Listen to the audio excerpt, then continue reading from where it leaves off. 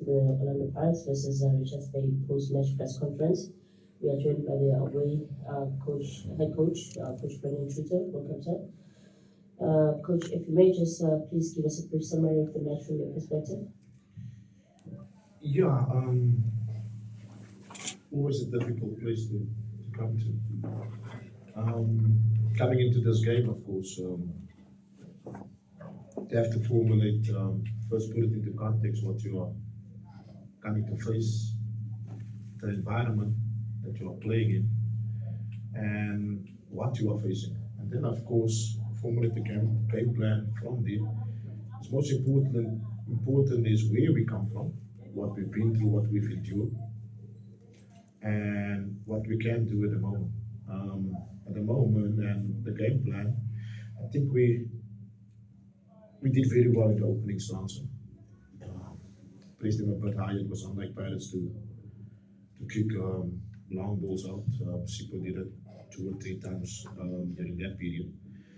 And then, I think they scored around about the 25th, 27th minute, which is a mistake from Ian, unlike him. And I think here in the we finished the half well, except of course for the goal conceded. But with the scoreline in there, you have to change a few things, trying to get something from the match. We came out pressing a bit high, made it a bit more difficult for them and allowed them to have the ball in certain areas. They created a half chance here and there. We were, and then changing the formation with the changes we made, also protecting Moses Matembo, signed a yellow card, and then also Kaba picked up a yellow card in the central defense. And there was a few tackles that came from my boys that we could have been a man down. But other than that, I think we managed it well. The game was then played in the middle third and in their last third. So yeah, we were a bit on the front foot during the closing stage, just trying to get something. But they held out and well done to them. Okay, yes, Brendon, we'll now take open for questions. Are there any questions from the floor? Please by show of hands, identify yourself as well as the media company you represent. Coach Prakis.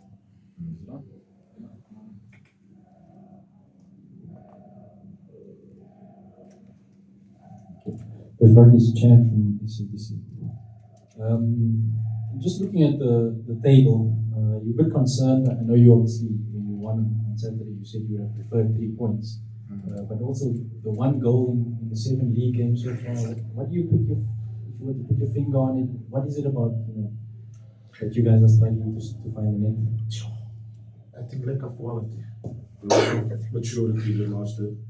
If you watch the game tonight, is what I find all the seasons is baffling at times even for me. And you have to work these things on training. In the last couple of weeks, we didn't have time to be honest. I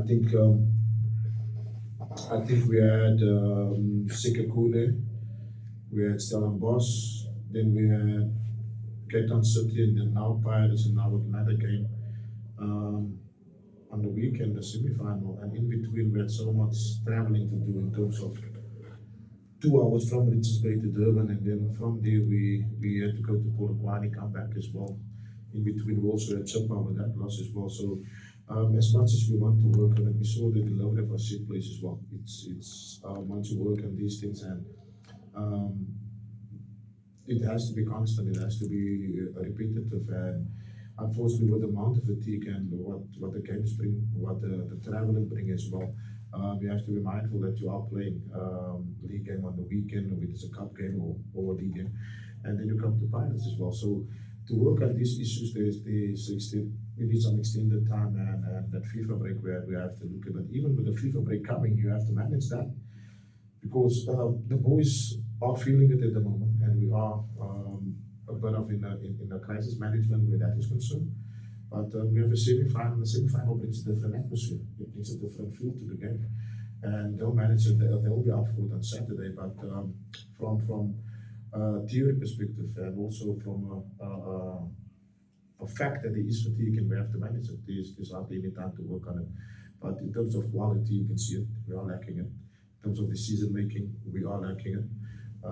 So yeah, at times it feels like you you keep on working, but in the game it's totally different. So yeah, but we'll be positive about it. We finished with Pirates this season. So yeah, I don't know why this league game was played now. We still have a calendar year ahead of us. But we've played the big hitters in the league, all of them. We would have liked to pick up points on the road with a point or win.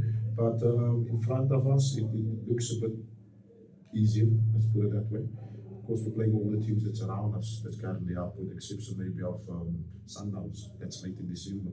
But we've played second place Pirate, third place Stellenbosch, fourth place Sekhukhune. We've played Cape Town City.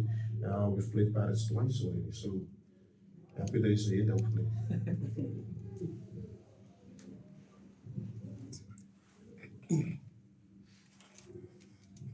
International Joseph Long sports coach.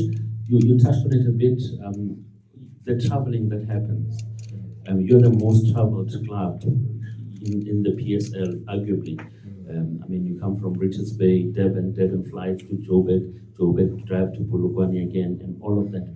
Your physical, conditioning coaches, how much of their work comes in handy, seeing that your boys have given 110% here, despite the result, and then come weekend again, they're expected to run this much.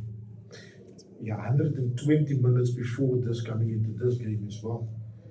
It's always difficult, Emma, to be honest. Look, the support structures have to be in place. The recovery protocols you have to go through as well, and for the body to recover, a lot of things come into play. Nutrition, for example, you understand. We can't be thinking about. No, let's park it. But anyway, yeah, the conditioning is we work to a certain level, during the preseason, and then we work on maintaining that level. Understand that the game brings that. But in terms of managing fatigue, the ice baths, the recovery leagues, the nutritional part, the rest days, the saunas, the massages, all of that. That's why the top teams, the Pirates, the Chiefs, the Sundowns, have staffs of 24 members. Understand? So they are well taken care of. Some of us, we don't have that luxury. Let's put it that way. Coach, hard luck on the loss. Sia from kickoff. Coach, you said last Saturday that Orlando is a difficult place to come to, but just one goal being the difference. Is this a game that you look at and feel you could have got something out of it, and are you able to pick out where it went wrong tactically? Yeah. First of my hat off to the Ghost. Good atmosphere they created. It was singing for all 90 minutes, and we don't get it anywhere in the country. So well done to the Pirate supporters in there. But having said that, I think Ian spoiled that ball. It's unlike him as well, and then we reacted slowly. It's during not a critical phase of the game, but where the game becomes a bit more open, between the 15 and the last 30 minutes. So exactly they scored in that period, the last 15 minutes. And until then, I think we managed it well. They did give us some problems with the diagonal passes in the midfield to feed. We the penetrators in the midfield and they overloaded on the sides. They did give us problems, but it was nothing that we couldn't manage. I think the 1v1s on the side we dealt with it fairly well. Nakota and Mafokeng as well, you understand. But they did manage to get it shut off, and something we spoke about Mpata, his qualities outside the penalty area, Mafokeng as well. They are capable of hitting that 25-yard, 30-yard balls. So yeah, we were late to close it down, and then Ian spoiled it, and then they touched on from there. Other than that, it was all half chances. I think the most glaring one was maybe now Awaka Soleng coming on and getting that one they could have scored. But yeah, and then we were on the front foot a bit. We changed the formation into a 4-2-3-1 instead of a 3-4-3. And yeah, then we went a bit 1v1 in the press as well, which made it a bit difficult and put him on the pressure high in the pitch. And yeah, then we looked in like we in the game. But yeah, it was a little too late. Coach, it's from the times. Obviously, on the goal scoring issue, I think only Sanele Bonds is the player that left in terms of what we see that's different from last season, except obviously the new players. But then you have players like Butuma, Omelo, who scored goals for fun in youth level. But if we see them now this season, they're everywhere besides the box. Why is that? Like these talented youngsters coming into the first team and they're just never running into the box. And also, but Bonds' exit, how much? Very good observation there, Lorenzo. I'll answer it for you. Barnes being the main supply and the goal scorer was a big player to lose for the team. If you look at the stats of last year, for the whole season, there was 20 goals scored. 20 goals scored, so nothing new at Richards Bay. And then, of course, Batuma, 2 goals in the 2 seasons. And then you have to look at Sibanyoni in the first division, who scored 8 goals.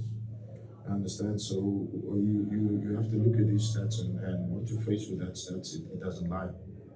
And then you look at your main supply who's not there, and then you look at the deliveries that comes on, and you have to say, wow. And once as a coach, once you're at PSL level, and you need to coach technique, you are coaching under 13 and under 11 passing drills and technical elements. The game at the higher level should be focused on tactical elements, and I'm still coaching technique. So yeah, we sold our best player, and I'm not saying we didn't get that type of player back, but the youngsters that we produced, we look at that at the positives. I think Spuzo was brilliant when he came in for Satebe. Very good outing for his debut as well. Bomelo was he is the 20 international. He's a bright prospect, but it's also potential and talent that you need to merge to produce the Mabasa, the Mahopa, whoever, you understand. So it's tough work, but I welcome the challenge, and hopefully we'll get it right. But youth level is a bit more freedom, not so much structure, but about the individual that you promote. And yeah, it's about results. So there's a big difference in the moment, but I'm sure you can see what I'm talking about. We'll take the final 2 questions. Starting with Karaba. Good evening, Coach. Karabo Pasha here. Coach, I'm liking the result. In your opening remarks, you've spoken about, Orlando being a very difficult place to come. What is it that makes this place so difficult? Because you're actually not the first coach to speak about it. Obviously, you wouldn't want a cup of coffee here when you arrive. So what makes it so difficult? And secondly, the opposition coach marks his 100th game here, over 60% win percentage. What's your words to him, having reached that milestone? Yeah, first and foremost, the environment. The current Pirates team has made it a fortress. They don't give much away in terms of goals conceded. And then the supporters as well. They get behind the team and they keep on supporting irrespective of what. And that cheering you hear, and that builds the confidence that drives you forward. So it's difficult to play. And once the opposition play as well, they get on their backs as well. So mentally, it's tough to stay in the game. And then of course, any mistakes get jumped on. So they have the 12 player in the goals that's there as well. And for Jose, it's one of the few foreign coaches that has come in and actually added value to the league. So hats off to him as well. We have good relationship. So he's brought something different to Pirates, winning some cups in there as well, and now he's top of the table. We are coming for the league. So definitely there's some quality there. Definitely is adding to the product as well as bringing some competition to the league. Any takers on the final question? Going once, going, okay, with the hand there. Coach, it's Travis from Kickoff. In this situation that you're in, Coach, how do you calculate your blocks in terms of the points that you're aiming for, in terms of what you've gotten so far? Because obviously, I'm sure you've got an end target of where you probably want to finish, which comes with a certain number of points. How are you planning around that, seeing that you've done a quarter of the season now so far? Yeah, there's teams worse off than us. So yeah, I'm not too worried. Not oblivious to it. Let's put it that way. And I'm not stressed. It's a team that can play football, that can compete. The goal at this moment is leading us, or in the final third, we need to beef up. I understand we have a transfer window in front of us. We have to keep on working, but we are also a team that doesn't give away much in terms of goals conceded at the moment. So it's something to work on, something to work from as well. And good teams get built from good defensive displays, whether it's high up the pitch or the back. Right now we're on the right track. It's like I said, the opponents we face, the teams we face so far, some big hitters in the league. And once it comes around us and we're playing the guys next to us, and then we can see we can turn it around. But it's about staying in it mentally. It's about believing in what we're doing as well. And I think the players have a very good understanding what where we are, what we need to do. From there as well, we need to look at the patients maybe from where the owners are as well, and not to come maybe to pressure from this type of questions as well. So yeah, this team is definitely worse off than us. But right now I'm happy with the brand of football we're playing. The last third, it's very glaring. The goals forward is very glaring as well. But yeah, we'll keep working on it. I think for now we're looking forward to it. Once the 10 games is behind us, we're good to go. Let's put it that way. Thank you, Coach. We'll be back shortly with our reports, Coach. Thank you. Thank you.